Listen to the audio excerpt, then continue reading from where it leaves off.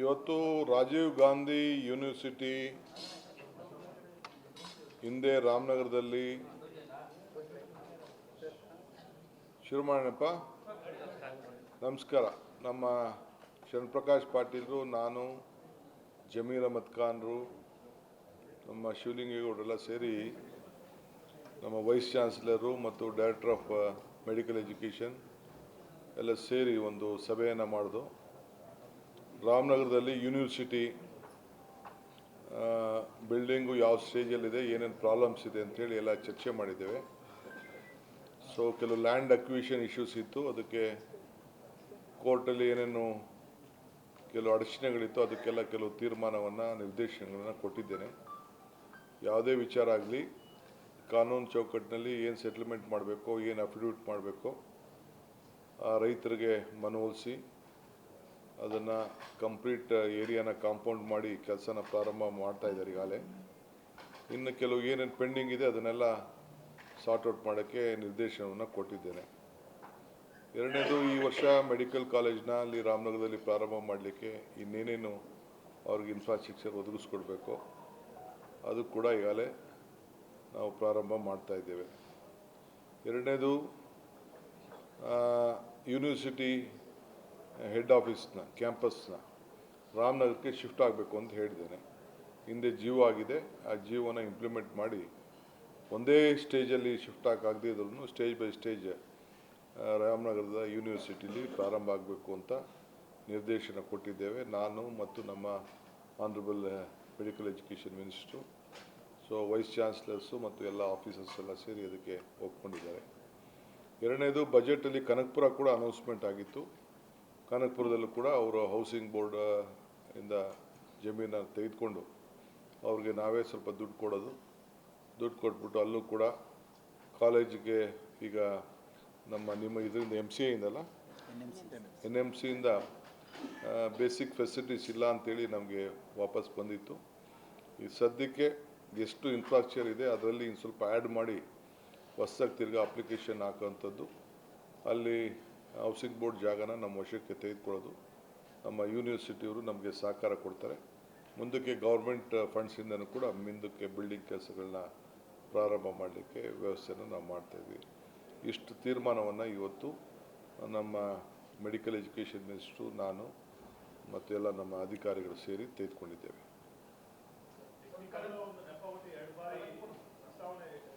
ನೋಡಿಯಪ್ಪ, ಹಿಂದೆ ಕನಕಪುರದಲ್ಲಿ ಭೂಮಿ ಪೂಜೆ ಮಾಡೋದು ಒಂದು ಉಳ್ಕೊಂಡಿತ್ತು, ಟೆಂಡ್ರು ಆಗಿತ್ತು, 450 ಕೋಟಿ ರೂಪಾಯಿ ಬೇಕಾಗಿತ್ತು. ಯಡಿಯೂರಪ್ಪನವ್ರ ಸರ್ಕಾರ ಅಶ್ವತ್ಥ ಇವರು ಸುಧಾಕರ್ ತೆಗೆದುಕೊಂಡೋಗಿ ಚಿಕ್ಕಬಳ್ಳಾಪುರಕ್ಕೆ ಹಾಕ್ಕೊಂಡು ಕಟ್ಕೊಂಡ್ರು. ಈಗ 450 ಕೋಟಿ ಹೋಗಿ 850 ಕೋಟಿ ರೂಪಾಯಿ ಆಗಿದೆ. ಆಯಿತಾ? ತಿರ್ಗಾ ಅಸೆಂಬ್ಲಿಲೂ ಪ್ರಾಮಿಸ್ ಮಾಡಿದ್ರು, ಅದು ಮಾಡಲಿಲ್ಲ. ದ್ವೇಷದ ರಾಜಕಾರಣ ನಡೀತು. ಇಲ್ಲಿ ಏನು ಮಾಡೋಕ್ಕಾಗಲ್ಲ, ಜನ ನಮ್ಗೆ ಅವಕಾಶ ಕೊಟ್ಟಿದ್ದಾರೆ, ಮಾತಿನಂತೆ ನಾವು ನಡೆಸಬೇಕು. ಬಜೆಟಲ್ಲಿ ಅನೌನ್ಸ್ಮೆಂಟ್ ಮಾಡಿದ್ದೇವೆ. ಸ್ಟೇಜ್ ಬೈ ಸ್ಟೇಜ್, ಒಂದೇ ಸತಿ ಆಗದೆ ಹೋದರೂ ಕೂಡ ಸ್ಟೇಜ್ ಬೈ ಸ್ಟೇಜ್ ಅದನ್ನು ಮಾಡೋದು ಅಂತ ತೀರ್ಮಾನವನ್ನು ಮಾಡಿದ್ದೇವೆ.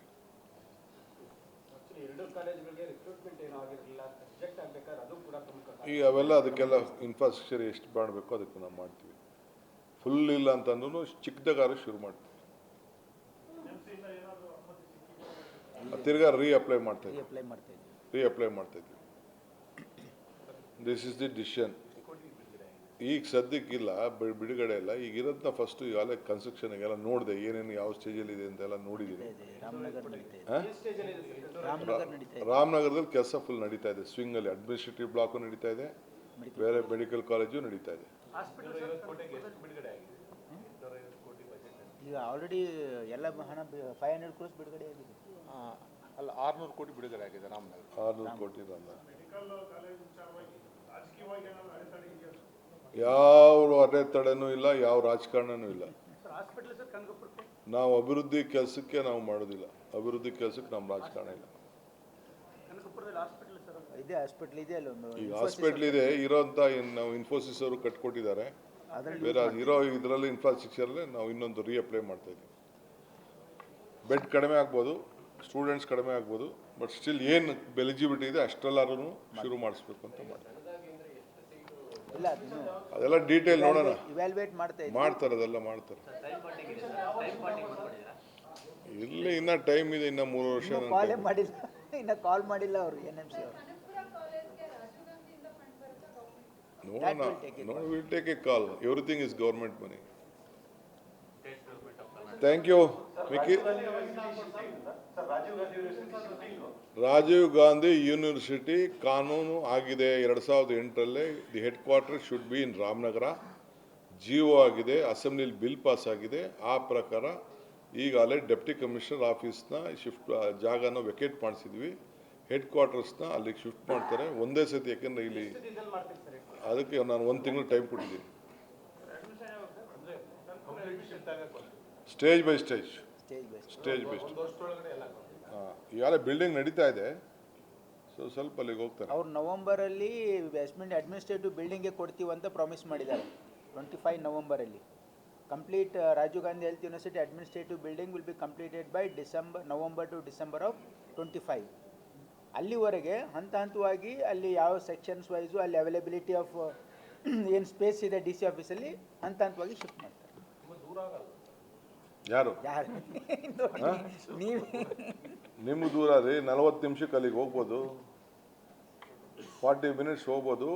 ಕಾನೂನು ಇದೆ. ಈ ಅಗ್ರಿಕಲ್ಚರ್ ಯೂನಿವರ್ಸಿಟಿನ ಒಂದು ಕಡೆ, ಇದನ್ನ ಹಾರ್ಟಿಕಲ್ಚರ್ ಯೂನಿವರ್ಸಿಟಿನ ಒಂದು ಕಡೆ, ಮಹಿಳಾ ಯೂನಿವರ್ಸಿಟಿನ ಒಂದು ಕಡೆ, ಟೆಕ್ನಿಕಲ್ ಯೂನಿವರ್ಸಿಟಿನ ಬೆಳಗಾಮಲ್ಲಿ, ಹಂಗೆ ಎಲ್ಲ ಕಡೆನ ಹೋಗಿ ಕೊನೆಗೆ ಹೆಲ್ತ್ ಯೂನಿವರ್ಸಿಟಿನ ತೆಗೆದುಕೊಂಡು ರಾಮನಗರ ಅಂತೇಳಿ there is a law pass ಇದೆ. ಆ್ಯಕ್ಟ್ ಪ್ರಕಾರ ಎಷ್ಟು ದಿನ ತಳ್ತಾರೆ ಅವರು?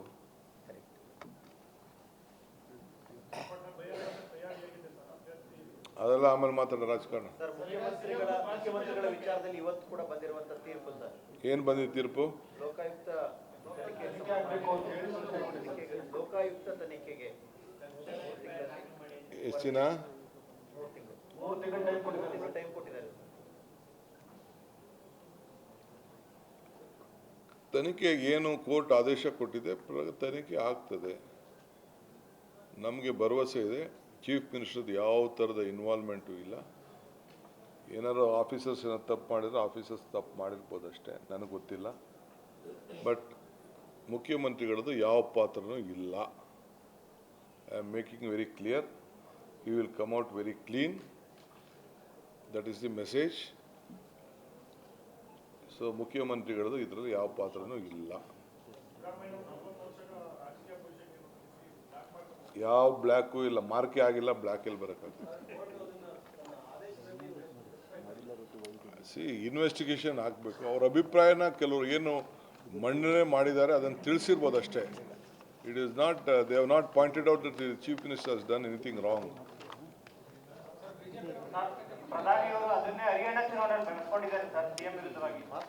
ರಾಜಕಾರಣ ಮಾಡ್ತಾ ಇರ್ತಾರೆ. ಕಾನೂನಿಗೂ ರಾಜಕಾರಣಕ್ಕೂ ವ್ಯತ್ಯಾಸ ಇದೆಯಲ್ಲ.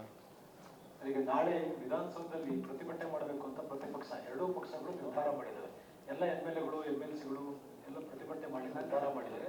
CM ರಿಸೈನ್ ಮಾಡಬೇಕು ಅನ್ನೋದು ಒಟ್ಟಾರೆ ಒತ್ತಾಯ. ಇಲ್ಲಿಗೆ ಗಾಂಧಿ ಪ್ರತಿಭಟನೆ ಮಾಡಬೇಕು ಅಂತ ನಿರ್ಧಾರ ಮಾಡಿದ್ದಾರೆ ಸರ್. ಒಟ್ಟಾರೆ ಒತ್ತಾಯ ಇರತಕ್ಕಂಥದ್ದು ತನಿಖೆ ಆಗುವಾಗ ಆ ಸ್ಥಾನದಲ್ಲಿ ಇರಬಾರ್ದು ಅನ್ನೋದು. ಈಗ ಎಷ್ಟೆಷ್ಟು ತನಿಖೆ ಆಗ್ತಾ ಇದೆ ಎಲ್ಲರೂ, ಮತ್ತೆ ಬೇರೆ ಸೆಂಟ್ರಲ್ ಮಿನಿಸ್ಟರ್ಗಳು ಅವರು ಇವರೆಲ್ಲ ಕಂಟಿನ್ಯೂ ಆಗ್ತಾ ಇದ್ದಾರೆ.